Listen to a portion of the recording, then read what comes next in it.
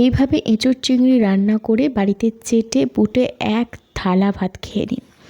বিশ্বাস করুন, যারাও এই এঁচোড় পছন্দ করে না তারাও কিন্তু চেটেপুটে খাবে এইভাবে যদি আপনি রান্নাটা করেন। তো কিভাবে এঁচোড়কে যারা পছন্দ করে না তাদের পছন্দসই বানানো যায়, সেই জন্যই আজকের এই ভিডিওটা আপনাদের জন্য। প্রথমে এঁচোড়টাকে কেটে আমি তেল আর জলের মধ্যে ভিজিয়ে রেখেছিলাম। তারপর এটাকে 2টো সিটি দিয়ে দেখব কতটা সিদ্ধ হয়েছে। যদি সিদ্ধ হয়ে যায় তো তাহলে আর সিদ্ধ করার দরকার নেই, না হলে অবশ্যই করতে হবে। তারপর আমি চিংড়ি মাছগুলোকে ভালো করে পরিষ্কার করে ধুয়ে রেখেছিলাম। চিংড়ি মাছকে কিন্তু খুব বেশি ভাজার দরকার নেই, কারণ চিংড়ি মাছ বেশি ভাজলে চিংড়ি মাছের সফটনেসটা চলে যায় এবং খুব শক্ত হয়ে যায়, তাই হালকা ভেজে তুলে নিয়েছিলাম। দেখতেই পাচ্ছেন আমার এই এঁচোড়টা 4টে সিটি লেগেছে। আমি প্রথমে দুটো করে দিয়ে রেখেছি। কড়াইয়ের মধ্যে তেলটাকে খুব ভালো করে গরম করে নেব। আর এই যে এঁচোড়টাকে পছন্দসই করার জন্য মিডিয়াম হিটে রেখে এঁচোড়গুলোকে আমি ভেজে নেব। আর ততক্ষণ পর্যন্ত এঁচোড়গুলোকে ভাজবো যতক্ষণ না পর্যন্ত এই এঁচোড়গুলোর গায়ে লাল লাল ব্রাউন দাগ চলে আসে। মানে মাংস কষার সময় ঠিক যেভাবে আমরা মাংসকে ভাজি বা বিরিয়ানির সময় যেভাবে আমরা মাংসকে ভাজি, ঠিক সেইভাবে। দেখতেই পাচ্ছেন এঁচোড়গুলো কিন্তু গাটা লাল লাল হয়ে এসেছে। এবার এঁচোড়টাকে আমি তুলে রাখবো। ওই তেলের মধ্যেই আমি সিদ্ধ করে রাখা আলুকে ভেজে নেব। আপনারা আলু সিদ্ধ না করে ডাইরেক্টও ইউজ করতে পারেন।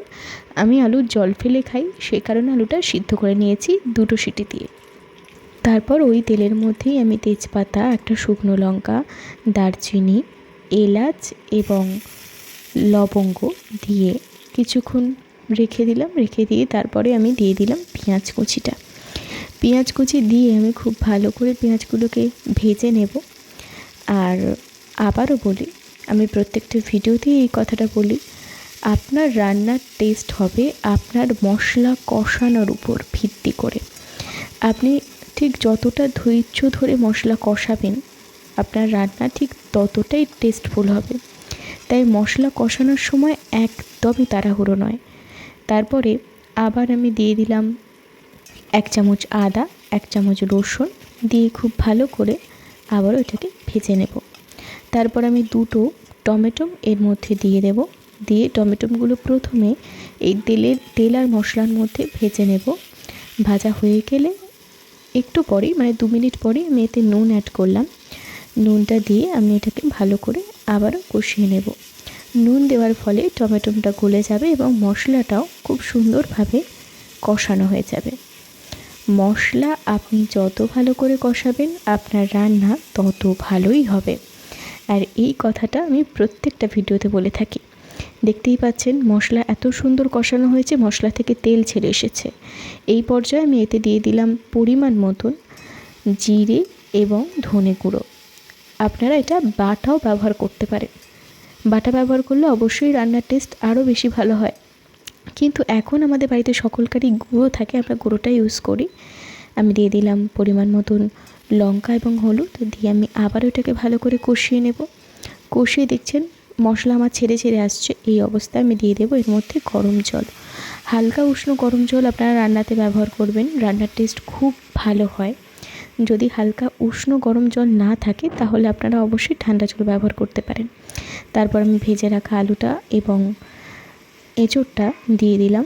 দিয়ে আমি এই মশলার মধ্যে খুব ভালো করে নাড়িয়ে চাড়িয়ে কষিয়ে নেব।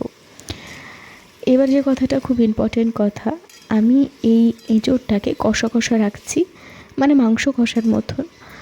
আপনারা যারা বাড়িতে একটু এঁচোড়ের ঝোল ঝোল পছন্দ করেন তারা তাতে সেরকম পরিমাণ মতনই জলটা ইউজ করবেন। আমি আমার পরিমাণ মতন জলটা দিয়েছি। আমার দেখা দেখি আপনাদের এত অল্প জল দেওয়ার কোনো দরকার নেই। আপনারা যেরকম খেতে পছন্দ করেন আপনারা সেরকমই জল দেবেন। আমি মশলাগুলোর সাথে খুব ভালো করে এঁচোড়টা এবং আলুটাকে কষিয়ে নিচ্ছি এবং কষিয়ে নেওয়ার পর আমি আরও অল্প একটু জল দিয়েছি, এটা আরও একটু ফোটাবো বলে চিংড়ি মাছের সাথে। তারপর দিয়ে দিলাম চিংড়িগুলো দিয়ে আমি এটাকে একটু হাই হিটে রেখে ফুটিয়ে নেব। আপনারা দেখতেই পাচ্ছেন আমি আর একটু জল ব্যবহার করেছি এর মধ্যে। তবে আপনাদেরকে আবারও বলছি, রান্নাটা যে যার পছন্দ মতন হওয়া দরকার।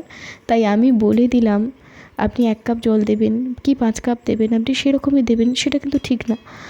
আমি এটা কখনোই বলি না। আমি সবসময় বলি আপনারা আপনাদের পরিমাণ মতন আপনাদের নুন, তেল, ঝাল যেটা দেবেন ওটা আপনারা পরিমাণ মতন দেবেন। রান্না আমার প্রায় কমপ্লিট হয়ে গেছে। এবার আমি এর মধ্যে দিয়ে দিলাম গরম মশলা। গরম মশলা দেওয়া হয়ে গেলে আমি এর মধ্যে 1 চামচ ঘি দেব। ঘি দেওয়ার পর আমি এটাকে ঢাকা চাপা দিয়ে কিছুক্ষণের জন্য রেখে দেব। ফিরে আসছি কিছুক্ষণ পর। আপনারা দেখতেই পাচ্ছেন আমার এঁচোড় চিংড়িটা ঠিক এতটাই লোভনীয় হয়েছে। আমার এই ছোট্ট চ্যানেলটিতে আপনারা যারা এই ভিডিওটা দেখছেন, অবশ্যই আমার চ্যানেলটিকে সাবস্ক্রাইব করে আমার সঙ্গে থাকবেন, কারণ আপনাদের ভালোবাসার সঙ্গে থাকলে আমি আরও ভালো ভালো রেসিপি আপনাদের উপহার দিতে পারবো। ধন্যবাদ। খুব খুব ভালো থাকবেন।